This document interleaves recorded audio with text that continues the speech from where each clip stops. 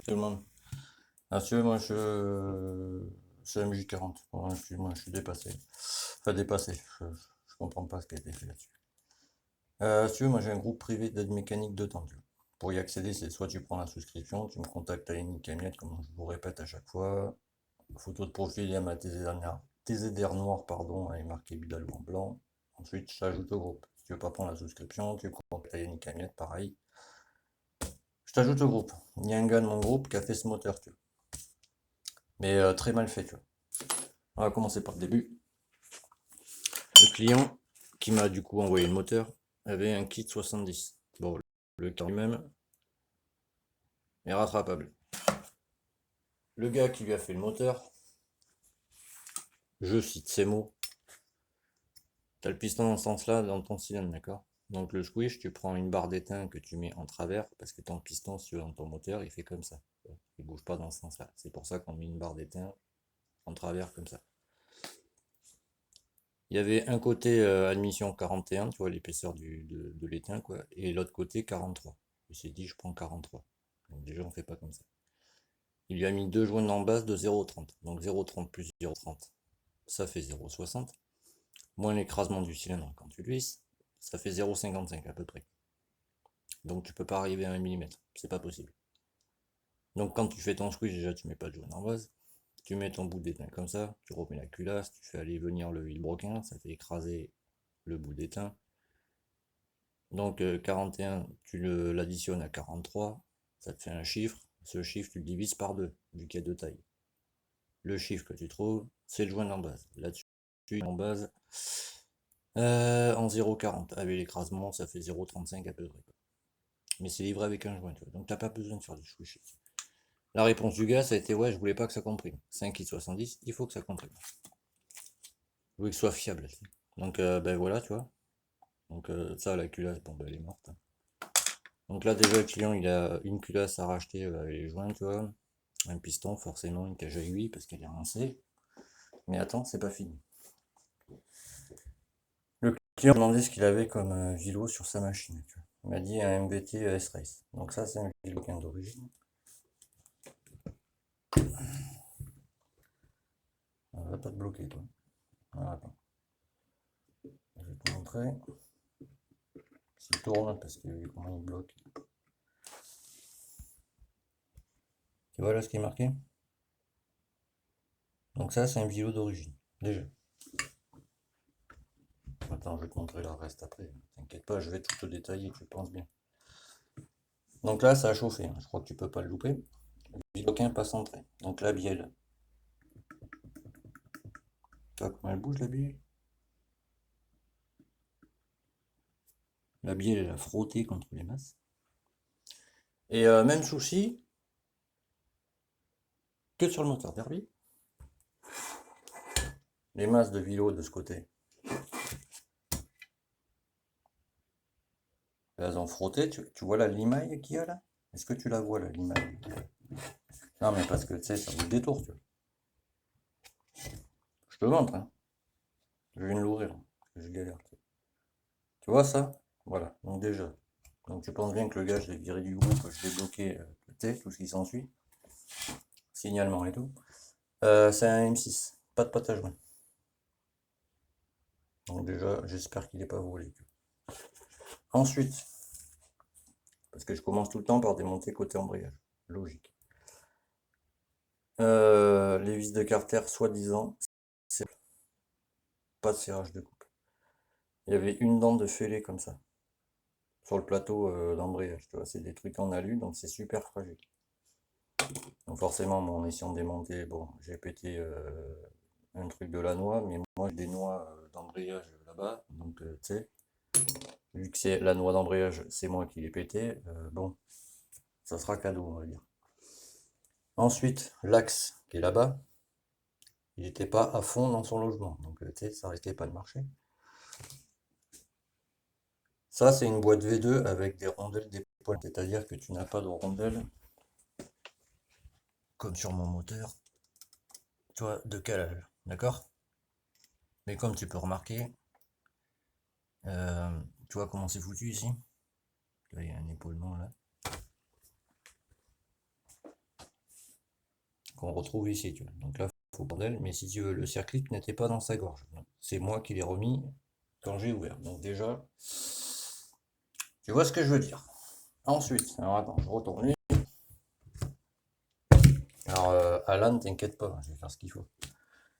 Donc, vu qu'il y avait deux dents de pété là, quand j'ai pris l'outil, c'est pour bloquer la noix et essayer de dévisser lui, bon forcément, c'est venu avec.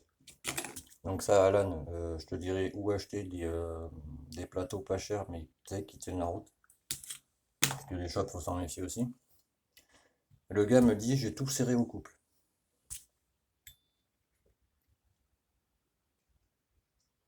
Ben, si tu avais serré au couple, ça, tu pourrais même pas le dévisser. Tu sais, le boulon. Là. Bon, enfin bref. Ça a été serré à la péteuse. Parce que j'ai contacté le gars qui avait fait le moteur. Non, je l'ai pas serré à la péteuse. Ok. Ça, tu le serres à la main. Dès que ça arrive en butée contre la rondelle frein, c'est pour ça qu'elle porte son nom. Tu prends une clé à cliquer, tu mets un quart, tu relèves la rondelle frein sur un plat de l'écrou. Tu vois les traces qu'il y a ici. Ça, c'est quand les péteuses, elles ripent sur le boulon et ça fait ces traces comme ça. Donc je sais déjà que ça a été serré à la péteuse. Mais ça, tu le serres pas au couple. Et tu le colles pas. Donc je pense que ça a été serré à la péteuse ou collé. Parce que même avec l'outil, et après, deuxième technique, tu mets ça, tu prends une péteuse. Ça, c'est pour sécuriser tout ce qui est boîte, etc. Pour pas que ça pète tout. Tu mets ta péteuse, tu mets deux coups, ça vient. Le boulon, il vient pas. Donc j'espère qu'il n'est pas soudé à la boîte. Parce que ça commence à me casser les noisettes. Donc ce que je vais faire, je donne que mon collègue parce qu'il est en vacances. Forcément. Ça, je l'ai déjà eu sur une générique. Ça, c'était soudé parce que ça a été serré à la péteuse. C'est pour ça qu'il y a une rondelle frein. C'est pour freiner le boulon. Donc ça sert à rien de le serrer comme un tordu. Donc dès qu'il rentre, je vais lui faire tiens, tu peux m'enlever ça s'il te plaît? Et puis comme ça on verra ce qui se cache dessous. Donc ça déjà. Et sur la dernière, parce que c'est pareil, c'est un garage qui l'a fait. Donc moi j'ai reposé toutes les pièces qui ont, machin, etc.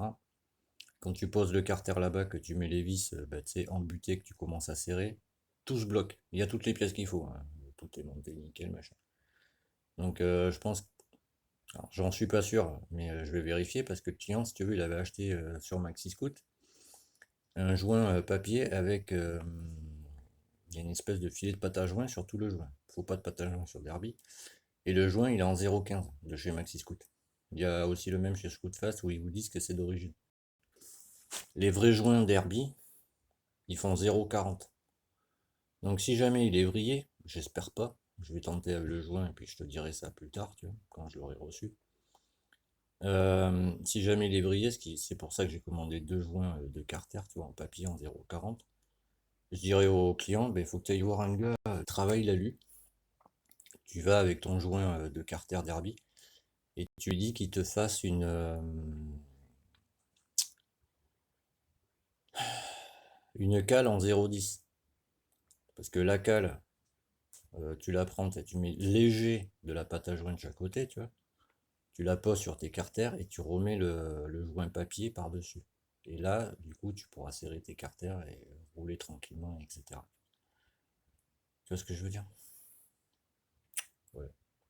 Alors j'espère qu'il n'est pas brillé lui, parce que les garages, ça commence à me gaver. Sors-moi de là. Il y a un gars aussi qui m'a contacté parce que pareil, il a foutu son moteur dans un garage et le gars apparemment il a fait de la bonne merdasse. Donc voilà, voilà où j'en suis. Donc ah oui, très important.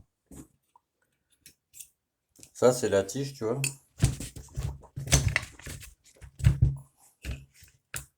Tu tiens? Ouais.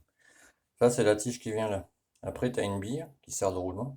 Et après tu as la tige poussoir qui sert à ouvrir ou fermer quand tu appuies sur ton débrayage, si tu veux. Quand tu appuies la poignée quoi. Ça fait bouger ta cam, qui pousse cette cam comme ça, qui pousse la bille qui sert de roulement, qui pousse la tige poussoir, qui fait ouvrir ton embrayage. Il n'y avait pas de bille. Donc ça aurait pu se souder 25 000 fois.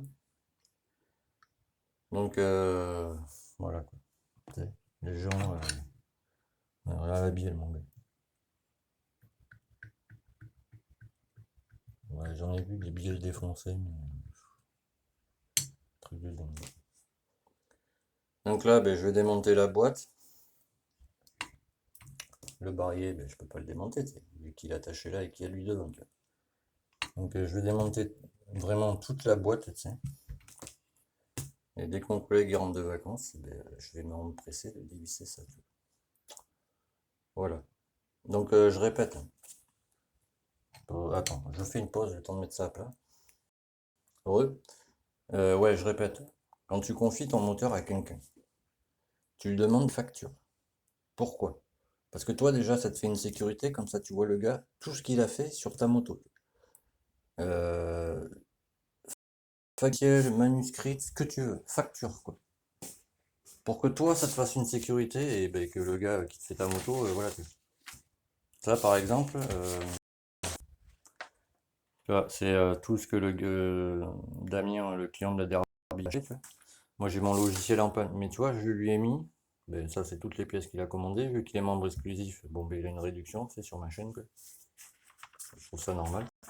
Et après je lui explique tout, tu vois, tout ce que j'ai fait sur le moteur, comment faire le rodage, le réglage carbu pour le rodage, tu vois, comment procéder, faire un rodage, toutes les vérifications, machin, etc. Et je reste en contact permanent avec lui, tu vois.